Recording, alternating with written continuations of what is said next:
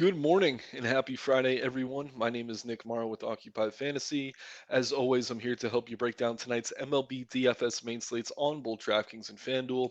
You can find me on Twitter at Nick Marro DFS. If you haven't already, please like the video. Also, subscribe to the channel. That helps us get more free content like this out to you on a regular basis. Also, if you're not already a member of Occupied Fantasy, check the links in the description below. As a member, you'll get access to the model I'll be using throughout the video. We also have a single lineup builder, multi-lineup builder, and a private Discord server full of DFS pros to help you improve your game. We also have the daily plug article for MLB, in which we will be featuring our favorite bats, arms, and stacks for each main slate. So without further ado, let's get into it here. 12 games to get through. Certainly should be a little bit easier than the 15 gamer we had to tackle on Tuesday. Some decent spots for weather, a few stacks that are popping out, obviously, and we got a few solid arms as well. As always, I'm going to pull up my notepad file here. I'm going to kind of jot some notes down on my other monitor, just so at the end of the video I can highlight which stacks and arms I think we should be prioritizing. But yeah, let's get into it here. I have Shane McClanahan pulled up. He's taking on the Seattle Mariners today. Obviously, the Mariners do have some pop, but they also strike out pretty much as any offense in baseball, regardless of whether they're facing a righty or lefty. So I do really like McClanahan here. He is going to be expensive, but I think you'll find there are some cheap stacks that make him relatively easy to get to. There are a few early games today. I know there's a matinee at 2:20, I think, in Wrigley, and then a couple 6 o'clock games. So if you are using the model, just make sure you are selecting the proper slates. We got DK or FanDuel Main. You can hit either or both. It really doesn't matter. We are dealing with the same games on both sites. So, all right, let's get into this here. First game on the board. We've got the Milwaukee Brewers taking on the Pittsburgh Pirates. Freddie Peralta on the mound for the Brewers against Ovasaldo Brito. So we see Peralta popping right around fourth in the model. Oh, actually, this isn't even sorted by index. He's second in the model, a little bit cheaper than expected. Only 9,700 over on DK, 9,200 over on FanDuel. I'm just going to pull up some of his statistics here. But yeah, he looks really solid. Pretty inconsistent, obviously, is Freddie Peralta, but pretty high K rate, 26% he's pushing on the season in terms of K percentage, 12.6 swing strike rate. The Pirates are kind of banged up right now. I think they will get Brian Reynolds back tonight, but Brian Hayes has been on the IL. Obviously, O'Neill Cruz is going to be out for the bulk of the season. So this isn't as dangerous of a lineup as it was earlier in the season. So yeah, I'm comfortable getting to some Peralta here. It looks like he is going to be significantly owned on both sites. Freddie, historically, I think he's pitched better at home, but he's very familiar with the park over there in Pittsburgh. So I'm not too concerned about playing him in a road matchup. He does allow power though, so keep an eye on that ownership. If he's going to be super popular, I think in large field tournaments you could get away from him. But as things stand, I do consider one of the better arms on the slate. All right. So on the other side of things, we got Beto, excuse me, on the mound. I get him mixed up with UFC here, but we got Beto on the mound for the Pirates taking on the Brewers. He's done a good job limiting power. We're really not dealing with much of a sample size, but yeah, he doesn't have a very high K rate. He's actually floating around 25%, which is better than expected. And we've been playing a lot of pitchers against this Brewers team because they do offer solid upside. So at first, when I saw this matchup, I didn't think I'd have any interest in Beto here. But the more I look into it, I actually don't mind him as kind of a dart in large field tournaments. So yeah, I guess maybe get to some Beto, but he's very high risk, certainly. But he is very cheap. So if you're looking to load up on bats, um, there's certainly crazier plays on the board. Moving into the next game, we have Pablo Lopez and the Minnesota Twins taking on Dean Kramer and the Baltimore Orioles. And just want to say, I didn't touch on the bats at all in that first game, but I don't think either stack is really all that relevant. But yeah, looking at this next game now, we got Lopez popping pretty highly in the model. Dean Kramer has been better than expected, floating right around the top 10 there, so a pretty solid pitching matchup here. Lopez, obviously inconsistent, but his 30% K rate is one of the best on the board, near 15% swinging strike rate, which is excellent. So even against the Baltimore lineup that does pretty well against right-handed pitching, they certainly have a lot of power throughout the order, around a 170 team ISO. I do have interest in Lopez here. I'm a little bit interested in seeing what he's been doing recently. Kind of a streaky pitcher, but he is coming off a quality start, albeit against a Detroit team that's pretty terrible. But he's struck out 9+ in each of his last three outings. So very high ceiling here for Lopez. Obviously, some risk taking on Baltimore, but that park has proven to be more pitcher friendly than expected. So I wouldn't mind getting to some Lopez here, and he does seem to be reasonably owned on both sides. So I'm going to go ahead and jot down Pablo Lopez. And yeah, some risk against Baltimore, but he has a nice high K rate and plenty of upside in the matchup for his price. As for Dean Kramer on the other side of things, I mean, this Twins lineup isn't terrible. It's also not great, but they strike out a lot against right-handed pitching. A 27% K rate for their starters here. They got bats like Julian, Gallo, Lewis, Michael Taylor even all have a worse than 28% K rate against right-handed pitching, which is really boosting the upside for someone like Kramer here. Obviously, not the most trustworthy arm, pretty inconsistent, does allow a lot of power on occasion, but he's allowed 3 earned runs or fewer in each of his last three outings.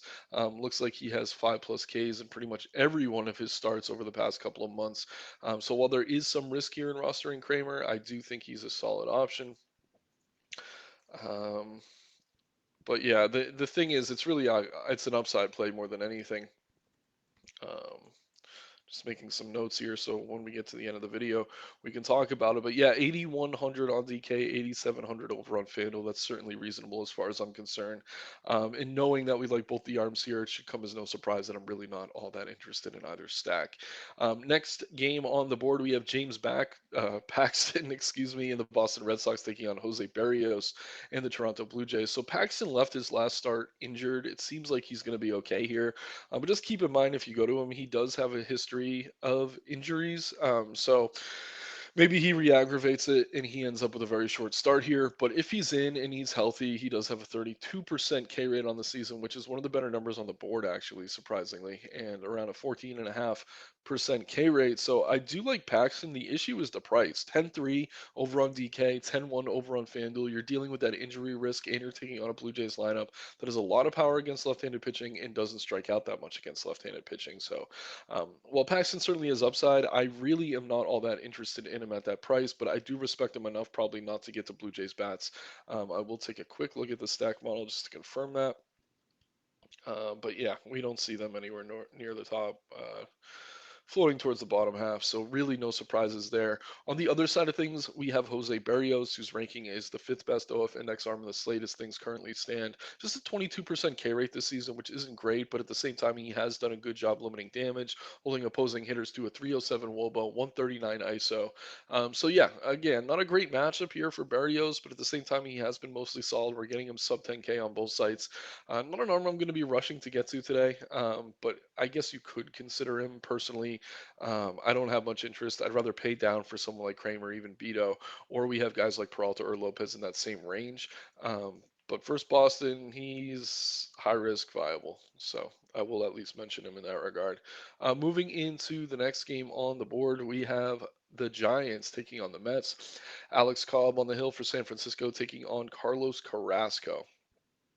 So yeah, I don't imagine we see either of these arms popping too highly. I mean, Cobb's a little bit higher than expected, an 11.5 OF index rating, floating just outside that top 10.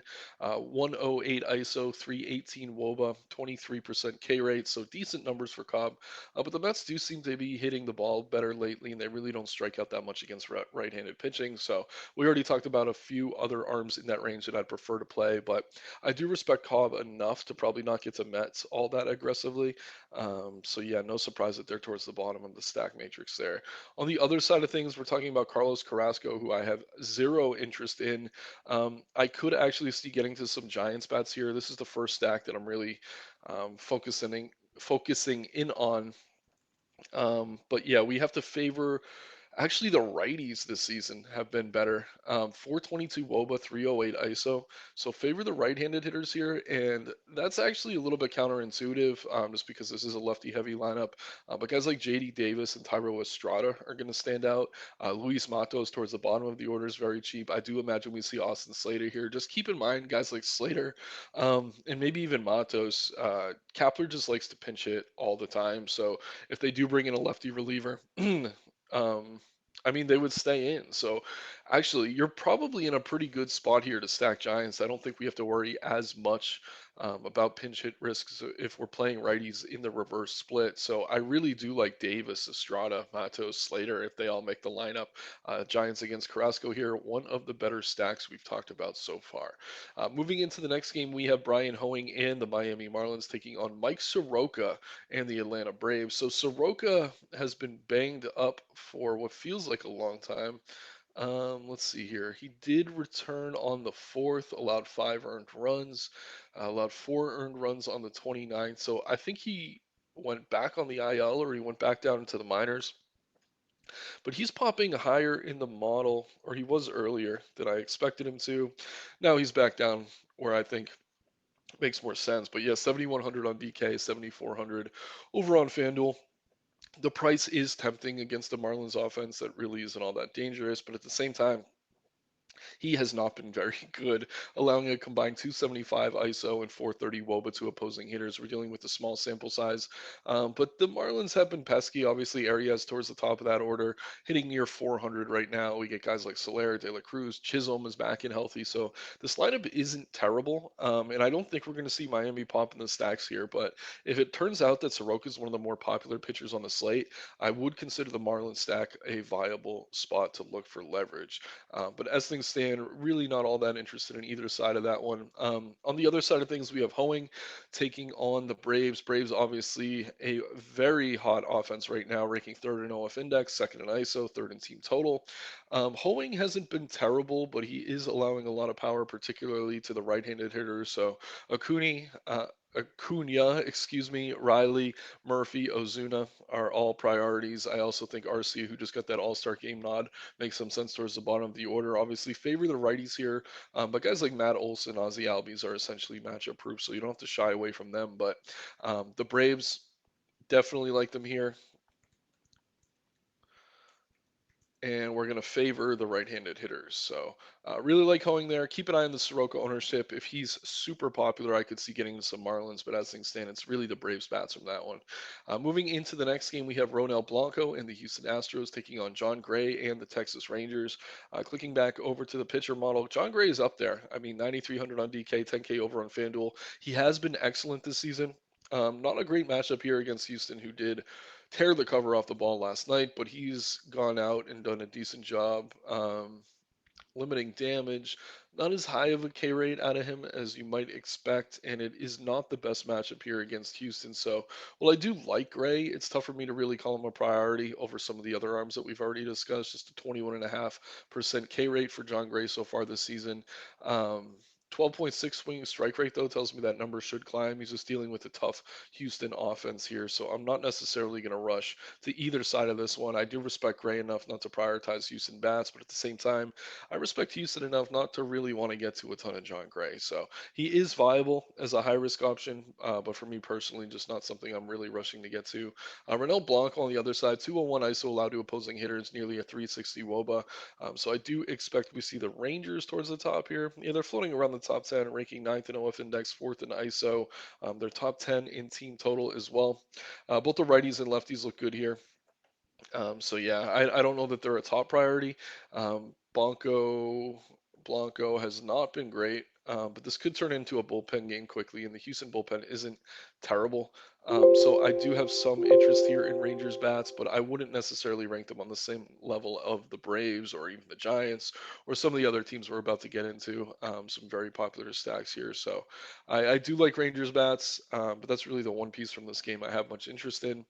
Moving into the next game on the board now, we have the Detroit Tigers and Michael Lorenzen heading to Colorado to take on Austin Gomber and the Colorado Rockies. So we see Detroit towards the top of the model here, Colorado floating around the top 10. I will say Lorenzen's actually been a pretty solid arm for the Tigers.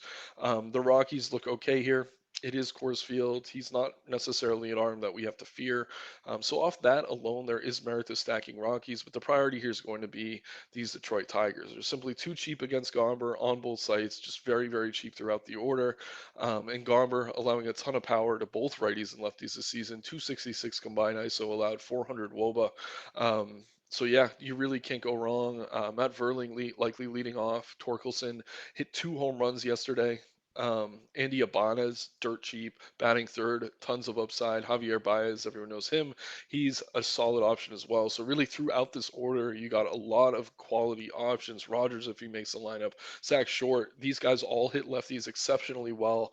So no surprise here that the Tigers are one of the top stacks on the board. Um, First Gomber and Coors. But yeah, keep in mind they're going to be popular. But look at the ownership right now. I do expect this to climb, but it's actually lower than the Dodgers right now. And we obviously do like the Dodgers here. But if we can keep them under 50% aggregate on both sites, I'd be comfortable really loading up on Tigers, paying up at pitching tonight, and kind of building a lot of lineups that way. Um, but yeah, Rockies versus Lorenzen are also going to be viable and high risk, so keep that in mind. But yeah, it's cores. Obviously, we're going to like some bats. Don't really have much interest in either arm there. Moving into the next game, we have Bobby Miller and the Los Angeles Dodgers taking on Alec Marsh and the Kansas City Royals. So Alec Marsh, I can't really tell if he's an opener here or if he's going to be allowed to pitch deep into this game. Regardless, he is not very good. Obviously, this Dodgers lineup is one of the best in baseball, coming off a massive game in Coors last night. Some people believe in this Coors hangover, where after you leave Coors, it's tough to hit in the next game. So, off that, if maybe you want to really lean into that narrative and get away from some of these Dodger bats, you can. But for me personally, I think you want to play them here. Marsh, a righty, you could look to lefties like Freeman, Muncy, Peralta. JD Martinez has been totally locked in against both righties and lefty. He's an excellent option here. Mookie Betts at the top of the order. And then, I mean, the bottom of the lineup is actually pretty cheap. Guys like Vargas, Peralta, Hayward, all super affordable. It makes it easier to fit this stack. Will Smith got the night off last night. He should be back in the lineup here tonight. But the Dodgers versus Marsh and the KC bullpen, certainly one of the best stacks on the board, and that's reflected in their team total. So no surprise there at all. We actually have them ranked first right now, and they are sweeping all categories. First and off, index, ISO, WOBA, and team total. So really, really do like the Dodgers here, but they are going to be popular. So keep an eye on that ownership. On the other side of things, we have Bobby Miller, who has been better than I think anyone expected. I mean, pretty well touted coming out of the minors. Walking a bit of a tightrope lately. I think he is due for some regression, but at the same time, he's done a good job limiting damage. Not enough K upside necessarily for me here, around a 22% K rate, so I want to pay over 9K for him on both sites. Um, but yeah, I mean, he's borderline viable. You could get to him in high risk contests, but the one spot I really do like in this game is definitely those Dodgers bats. Moving into the next game now, we have Luis Severino and the New York Yankees taking on Matthew Liberatore and the St. Louis Cardinals. So Severino's been very inconsistent this season. K rate's way down. But this Cardinals offense is much better against left-handed pitching. So it's 7,400 on DK, 7,500 on FanDuel. I do think there are crazier plays. For me personally, I don't know that we get to them on an 11 game or 12 game slate like this. There's so many value bats that you don't necessarily need to get that cute. But he did look good his last time out, pitching a quality start, going 6 innings, allowing no earned runs, striking out 4 against a very tough Texas Rangers offense. So if he can keep that up at his price, Severino okay, but certainly high risk. I'd call him kind of boomer bust. Gonna write that down right now. Um, but yeah, I'm not really rushing to play him. This Cardinals offense is solid against righties. They're excellent against lefties, but very, very solid against righties as well. On the other side of things, I have zero interest in Liberatore. I mean, this Yankees offense hasn't been very good, especially with Aaron Judge out of the lineup, but they did come alive the last 2 games against the A's. I know it's the A's, but they're getting kind of a similar matchup here, and a guy uh, like Libator, who does not strike anyone out, 16% K rate, I think one of the lowest numbers on the entire slate, 7.8% swinging strike rate. So Stanton, Bader, Donaldson in the middle of that order all have very high ISO against lefties this season.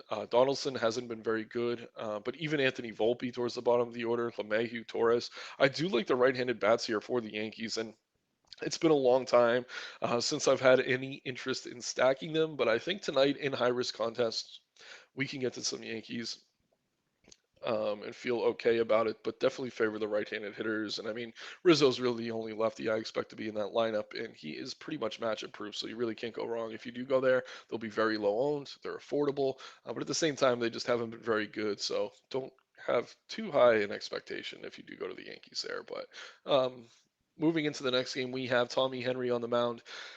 For the Arizona Diamondbacks, taking on Griffin Canning and the Los Angeles Angels. So we see Arizona here ranking as the fourth OF index stack on the slate, fifth in team ISO, a little bit lower in terms of team WOBA and team total, but the low team total should keep their ownership down.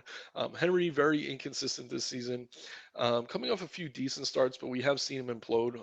I think he has 3 or 4 starts this season where he allowed 5+ earned runs, which is the type of upside you look for in stacking against an arm in DFS. I mean, 199 ISO allowed to opposing hitters, 347 WOBA, just a 15% K rate. Obviously, Otani is locked in. Trout seems to be swinging a better bat lately. The middle of this order all looks fine. So I do like some Angels here against Henry. But yeah, another solid spot that should be reasonably owned. Definitely keep an eye on that ownership, but plenty of upside there. And yeah, I don't really think they're going to be anything like chalk outside of maybe Otani. On the other side, we have Griffin Canning. Canning has been mostly excellent this season. Not really popping in the mono right now, but he does seem to be popular over on DK, around a 23% K rate, holding opposing hitters to a 313 WOBA. Very difficult matchup here against Arizona. Their projected starting lineup has just a 19% K rate against righties. So the ceiling isn't very high, but I don't mind Canning as kind of a value play. Kind of similar to Severino, but a bit more expensive. He is very high risk, but he's going to be very low owned on FanDuel, and he does have some upside, and he's cheap on DK. So off that, I don't mind getting to him, but I do respect him enough that I'm not really all that interested in Arizona bats. Taking a quick look over here. Arizona is kind of popping in the model. This is a little bit surprising to me. I wouldn't be surprised to see them fall a little bit, ranking fourth in OF index, fifth in team ISO. I mean, on paper, I don't love the matchup with Canning, but if you look at these guys in a vacuum, I mean, the 174 team ISO, near 340 team MOBA, they've just been one of the better offenses in baseball. They are affordable, so it really doesn't shock me to see them ranking well. But I do think that the model and projections, kind of industry wide, are slow to adjust to Canning's solid season. Dating back to last year, he was pretty terrible. So if we're looking at his stats in terms of one calendar year, they're not great, but he has been really solid, even pitching well in cores his last time out. So I don't mind Canning here. I like him enough to maybe not get too much Arizona, but if they're staying sub 20% on both sides, there is some merit to going to them. But personally, I won't call either side of that really a priority. Moving into the next game here, we have Tanner Banks and the Chicago White Sox taking on, who's on the mound here? Luis Medina and the Oakland A's. So no total for this one yet. I have zero interest in either pitcher, but I do expect we see these stacks climb up the board. So keep an eye on this one. I'm going to make a note here. Keep an eye on Chicago White Sox at Oakland. Two terrible SPs. So the pitchers here are terrible. Really don't have any interest in Banks. I would like to get the bats on both sides because these arms have been bad. Not a great ballpark, but we saw what the Yankees did the past couple days. So there is obviously upside here. So no interest in the arms in Chicago at Oakland, but I do like the bats. But we're gonna have to wait to see those team totals drop before we really know what we're gonna get out of those offenses in terms of the model rankings, etc. So in the last game on the board, we have the best arm on the board, Shane McClanahan and the Tampa Bay Rays taking on Bryce Miller and the Seattle Mariners. McClanahan, 5 points better than any other arm in terms of OF index rating. He is 11K on both sides, so he's certainly expensive. Reasonably owned on FanDuel, though. Very popular on DK, but he should be, in my opinion. Pulling up some numbers here quickly. McClanahan, 27% K rate, taking on a Mariners projected lineup that has a 26% K rate against left-handed pitching. They do have a 160 ISO, so they do present some power risk, but McClanahan has done a good job limiting power, holding opposing hitters to a 145 ISO, 280 WOBA. By far the best arm on the board. If you can afford him, I love him here. Massive, massive, massive upside. But at the same time, I mean, in tournaments, this is a huge slate, so there are ways to get different pretty easily. So don't feel like you have to force him in. But in cash games and smaller field stuff, I will say he is the best arm available. I have no real interest in Mariners bats at all, even with the potential leverage there. Bryce Miller on the other side, 23% K rate on the season. Just a tough matchup here against Tampa. I mean, Miller has been solid, but at the same time, I really don't ever rush to play any pitcher against the Tampa Bay Rays. Tonight's really no exception either. Tampa not really popping as a stack, but they are top 10 in team ISO. So no real surprise as far as that goes. But yeah, Miller just over 9K on both sites. We've talked through a lot of arms that we like today. I don't think that we need to get that cute and go with a Bryce Miller in a terrible matchup against Tampa. So let's pull up the recap here. So first, let's look at the arms. We got Shane McClanahan against Seattle, my favorite arm on the slate, but very popular, just massive upside. Freddie Peralta against Pitt looks good. Lopez against Baltimore, some risk, but a very high K rate, very high ceiling in that matchup. Beto for Pittsburgh, Kramer for Baltimore, both high risk options, but also with very high K upsides, respectively. Barrios, bad matchup against Boston, but he does have some upside at reasonable ownership. Luis Severino, if he could duplicate what he did last time out against Texas, he would look great here at his price against St. Louis. Just know that's a very high risk option. And then same with Griffin Canning. Tough matchup against Arizona, but he's been solid. So where he's affordable, I don't mind him either. I'm going to pull up just a stack page so we could have that in the background as we talk through these. Um, so yeah, I mean the biggest stack today in terms of ownership is going to be the Dodgers, but we'll talk through these in order. Love the Braves against Hoeing. Favor the right-handed hitters. The Braves have been mashing everyone, and it seems like they won't be the most popular on the board. So off that alone, there is some merit to going there. Really like the Tigers against Gomber and Coors. Obviously favor the righties. He's been bad to both sides though. Lefties do make the lineup. You could play them, but the righties look great here. And Detroit is much cheaper than most teams we see when they go to Coors Field. So really like the Tigers. We get the Giants against Carrasco. Favor the righties. Rangers against Blanco. If that turns into a bullpen game, it could cap their upside, but I do really like Texas in the matchup against the starting pitcher there. And then we get the Rockies against Lorenzen. Lorenzen's been pretty solid, but it is Coors Field. Wouldn't be shocked to see the Rockies go off here. The Dodgers against Marsh and the KC bullpen are the chalk of the slate as things stand. Really do like them on both sides, but just keep an eye on the ownership. We got the Yankees versus Liberatore. Favor the right-handed hitters there. Maybe they can keep that momentum they built in Oakland and carry it into the St. Louis series. If they can, this is a really favorable matchup for a righty-heavy lineup. We have the Angels against Henry here. Look solid. And then keep an eye on that Chicago at Oakland game. As I'm recording this video, we don't have team totals there, but those are two bad pitchers by my estimation. I wouldn't be surprised to see those stacks climb up the rankings, and they are both very much affordable. So once again, my name is Nick Marro with Occupy Fantasy. You can find me on Twitter at Nick Marro DFS. Please like the video, subscribe to the channel. That helps us get more free content like this out to you on a regular basis. Check the links in the description below to sign up to Occupy Fantasy today. Happy Friday, everyone. Take care. Good luck. Let's make some money.